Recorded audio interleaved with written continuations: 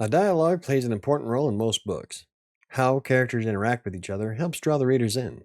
However, terrible dialogue can otherwise ruin a good story. Hello, I'm Mike with WriterSanctuary, and this past week in Reedsy's Master Class of How to Write a Novel, we went over how to create a good flow of dialogue with all of its many facets. On day one, we learned a little bit about voice. This was mostly focused on the voice of your characters. How well you know your characters and how they actually speak can include a lot of different elements. Like in Kingmaker, there is a distinct difference between Diamus and Pelor. One is more serious, while the other has more of an innocent, childlike, inquisitive voice. But anyway, overall, voice is an important part of character development and can be derived from his or her mannerisms and behaviors. Day 2 is about conflict and interactions. Now, I'm not just talking about the physical conflict of knocking somebody out. A conflict can also mean simply being adversarial in a conversation. Now, I think I do an alright job with conflict within dialogue, especially on some scenes between Diamus and Claire. She is headstrong, which often puts him at odds with himself. On day 3, we learned more about the rhythm of a conversation and to make it more realistic. Now, this is an aspect that I've seen a lot of new authors actually butcher. If the dialogue doesn't flow right or doesn't sound realistic, it comes off as incredibly cringeworthy. Now, a good rhythm to your dialogue can create the illusion of sound within the reader's mind. It's almost like they can hear what the characters are saying. Now, one thing you can do while you're writing is to think to yourself, would your character actually say this shit?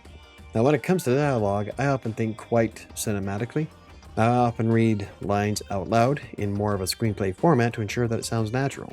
This includes things like accents, inflections, mispronunciations, and more. And no, I'm not the best when it comes to accents, but I try my best. I mean, I'm by myself, so it doesn't really matter.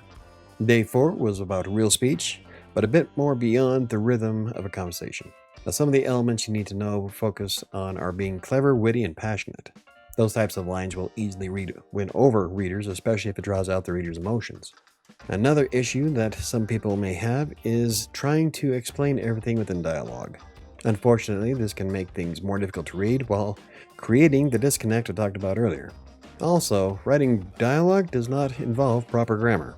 I mean, when's the last time you spoke and you jacked things up? Hell, I can think of 5 or 6 times where I jacked up things and I'm only 5 minutes into recording this video. I do it all the time, especially during the live streams. Speech is messy and always has been. Everybody uses slang terms or they cut off the last part of a word. I mean, there's all kinds of ways that you can really screw up language. But as long as everybody knows what the hell you're saying, that's all that really matters. And lastly, you don't need to get fancy with the speech tags. Things like he or she said is often all that is needed. Everything else can be applied with punctuation body language. Though I often include other elements with the said tag depending on the action that is taking place. For instance, he said, while releasing the hammer back to its resting position on the peacemaker. That's actually fit from my newest book that I'm using to write while doing the Reedsy Master Class. Or I might do something like, he said with a sarcastic tone in his voice.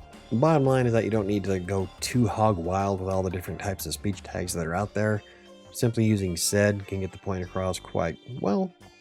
What happened with that one? Kind of went a little high pitched on that. On day 5, the focus was on body language. Now, as I said earlier, body language can do a lot for a conversation. It can accentuate and highlight things that are being said. In reality, dialogue has 2 distinct forms of communication, those with words and those with your body.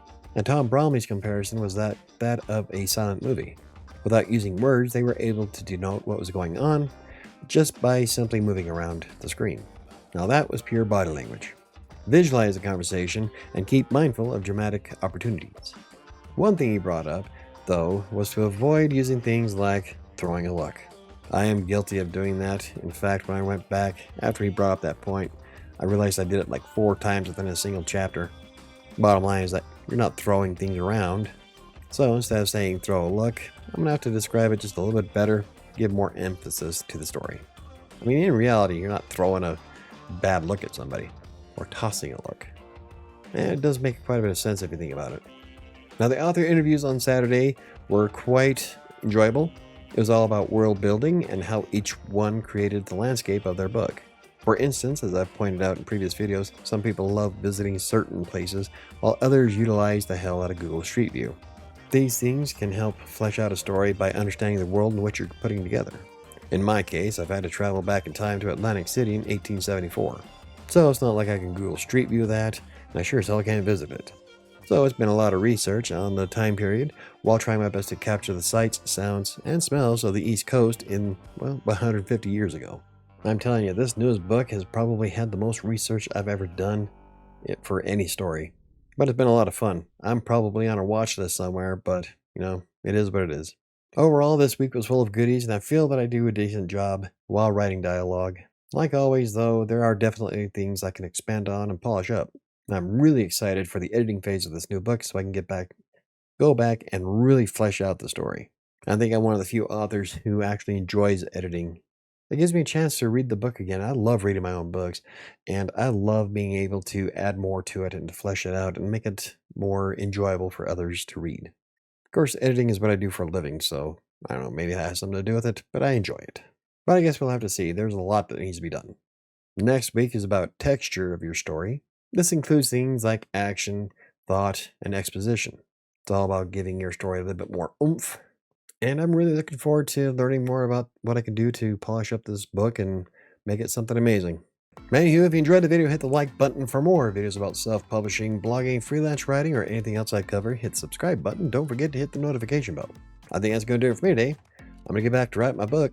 I'll see you next time.